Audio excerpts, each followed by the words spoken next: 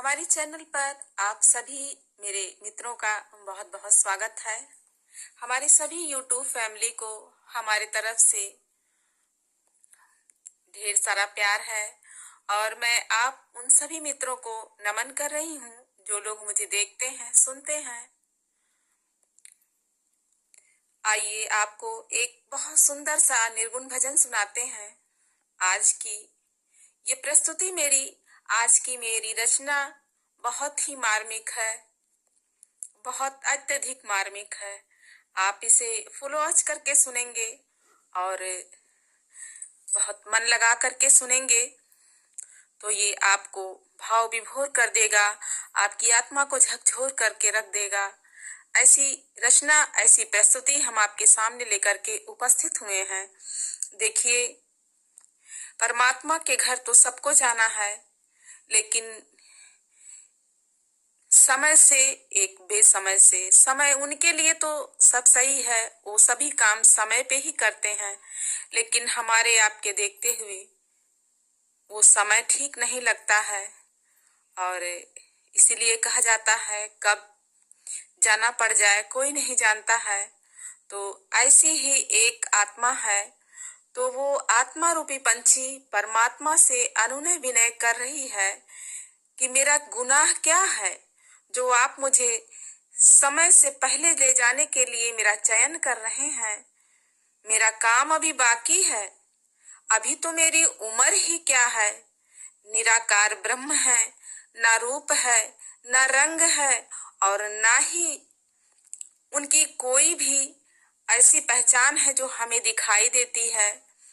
तो उनका इतना लंबा लेखा जोखा है कि वे हमें हमेशा हर क्षण हर पल देखते रहते हैं और वो सोच रहा है, वो आत्मा सोच रही है कि मेरी इतनी सुंदर सी काया जल करके खाक में मिल जाएगी और मैंने इतने पाप किए हैं, ऐसे ऐसे कर्म किए हैं, मैं यहाँ पे सुधार सकती हूँ, लेकिन वहां पे आपके पास ऐसा कोई साबुन, सरफ या केमिकल नहीं है कि जिससे वो साफ हो जाए।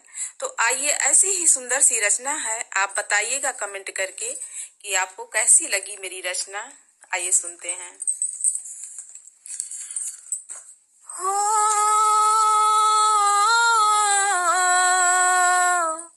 हो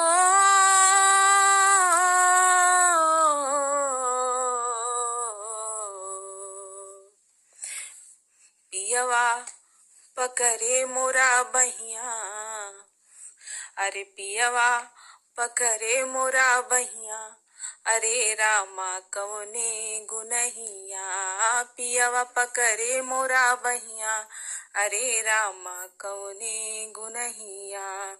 कवने गुनहिया हो, कवने गुनहिया, कवने गुनहिया हो, कवने गुनहिया। पियवा पकड़े मोरा बहिया, अरे रामा कवने गुनहिया। अब ही पिया मोरी बारी उमरिया, अब ही पिया मोरी बारी उमरिया। कैसे चलब हम तोहरी डगरिया, कैसे चलब हम तोहरी डगरिया। अब ही उमर लरिकाई, अरे रामा कवने गुनहिया। अब ही उमरी लरिकाई, अरे रामा कवने गुनहिया। पियवा पकड़े मोरा बहिया, अरे रामा कवने गुनहिया। वही मोरे पियवा के रंगवन रूपवा, वही मोरे पियवा के रंगवन रूपवा। अरे लंबी लगावे कचहरी, अरे रामा कवने गुनहिया। अरे लंबी लगावे कचहरी, अरे रामा कवने गुनहिया। कवने गुनहिया हो, कवने गुनहिया, कवने गुनहिया हो, कवने गुनहिया। अरे पियवा पकड़े मोरा बहिया, हरे रामा कवने गुनहिया पियवा पकरे मोरा बहिया, हरे रामा कवने गुनहिया। अगियक ओढ़ना अगियक बिछवना, अगियक ओढ़ना अगियक बिछवना, सुघर शरीर जली जाई, हरे रामा कवने गुनहिया, सुघर शरीर जली जाई, हरे रामा कवने गुनहिया, सुघर शरीर जली जाई, हरे रामा कवने गुनहिया पियवा पकरे मोरा बहिया, हरे रामा कवने गुनहिया। कवने गुनहिया हो कवने गुनहिया, कवने गुनहिया हो कवने गुनहिया, पियवा पकरे मोरा बहिया, हरे रामा कवने गुनहिया। नैहर दाग भरल मोर चुनरी, नैहर दाग भरल मोर चुनरी, भरल मोर चुनरी, भरल मोर चुनरी, नैहर दाग भरल मोर चुनरी।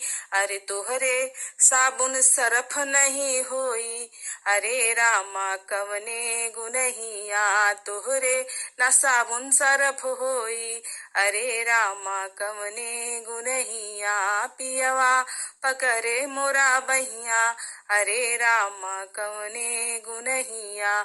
कवने गुनहिया हो कवने गुनहिया, कवने गुनहिया हो कवने गुनहिया, पियवा पकरे मोरा बहिया, हरे रामा कवने गुनहिया, पियवा पकरे मोरा बहिया, हरे रामा कवने गुनहिया, पियवा पकरे मोरा बहिया, हरे रामा कवने गुनहिया।